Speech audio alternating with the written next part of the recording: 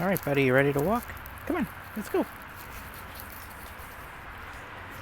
Hey, everybody, GM Creates here, doing a little dog walking video during the middle of the week. I know, it's unusual. But I felt like it. We got to get going because it's probably going to rain, and I had something I wanted to talk about, so I'm going to just get right into it.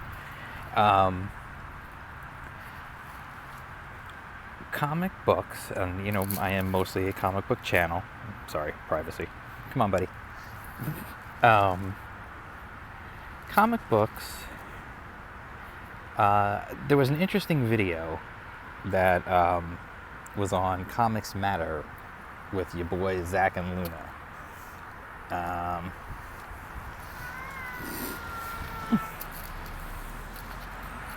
Come on, buddy. It's an interesting video where he talked about what if comics really were for kids? What if superhero comics were really for kids? And it's funny because, you know, it seems like almost like a no-brainer. Like, of course they're for kids, but they're not necessarily. But here's the thing that I've always thought, and I've been definitely seriously concerned with, is comic books are, right now, they're all trying to seemingly cater to an adult market, and whether that adult market is 30 and 40 and who's been reading comics forever, or if it's a 20-something millennial market that they're trying to grab that never read comics before and seemingly is not doing it now because they're not buying anything. It just seems like they're forgetting one thing. You need kids to get into comics, or there's never going to be a future for comics. You know, there's a near future, which of course will be the more expensive books that you can sell for $25, $30, $40, even $50 in a crowdfunding campaign or something, and it's going to be like a top of the line, super cool, like, you know, collector's edition, whatever type deal. And that's fine. There's room for that. The problem is it seems like the industry has forgotten the kids market altogether. Like, where are the books? Like, now I can tell you where some are. Alterna Comics has, you know, $1.50, and they have kid-friendly titles. You know, they have all ages books that are friendly for kids.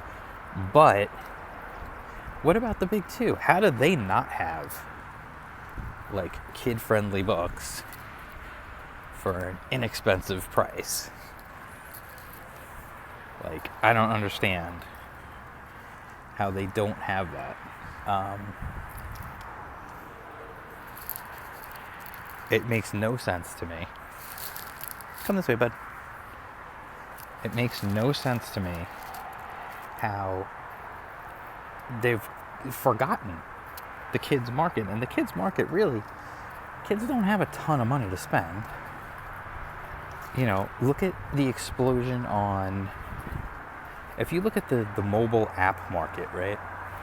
It started out, you know, apps were, if you go way back in the day before the iPod Touch, it was like $5 for like some cruddy tower defense game or golf game on a scroll wheel iPod.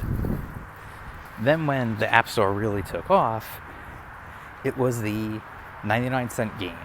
And that was the thing. It was 99 cents and that's it. What really took off, though, and has become the mainstay now, is the free game. Just straight up giving away a game and then charging in-app purchases.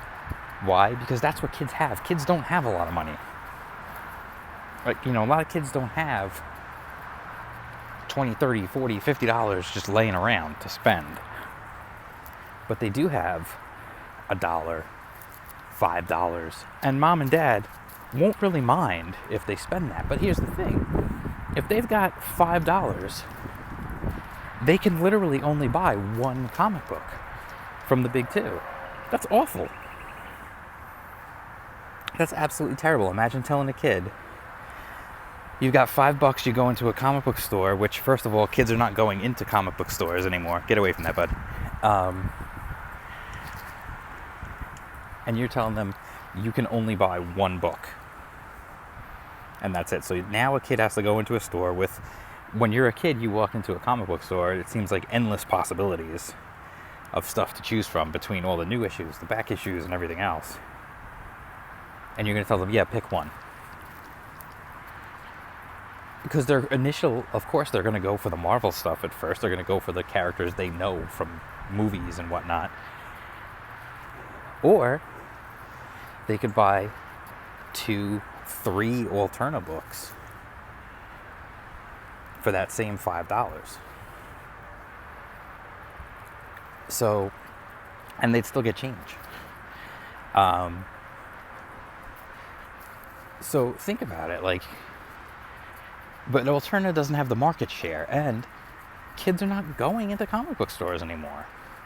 So now you've got to figure out a way to get them into these stores, or into a store, get the comic books in front of them, and get them to spend money voluntarily, or to get them to convince mom and dad to spend money on these things.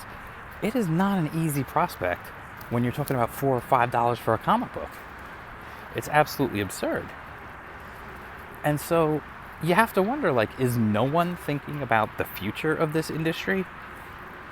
Is no one concerned about who's going to be the next generation of people buying comics? Oh, leave that alone, bub. So anyway, that's just my 2 cents on this whole thing. Just a little something I was thinking about. Wanted to just get off my chest. I'll be very, very busy tonight, so I'll come back with more videos tomorrow. I've got comics to review. I've got other things to share. So I'll talk to you guys soon. If you like this video, give it a thumbs up. Subscribe to the channel if you're not already subscribed. And share with your friends, man. All right, so I'll talk to you guys soon. Peace out.